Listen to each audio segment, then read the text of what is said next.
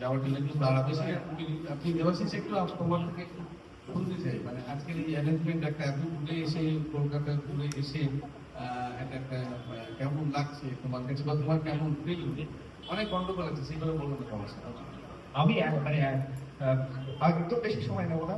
প্রথমত আমি শত্রুতাকে ভাবে ধন্যবাদ দেবো। শত্রুতাকে ধন্যবাদ দেওয়ার নয়, কারণ শত্রুতা আমার এক্সটেন্ডেড ফ্যামিলি, মানে শত্রুতার মেয়ে, আমার মেয়ে একসঙ্গে ওরা আজও কথা বলছে। অতএব শত্রুতাকে ধন্যবাদ দেবো এই জন্য যে আপনাদের সামনে আসতে পেরেছি তার মাধ্যম, এবং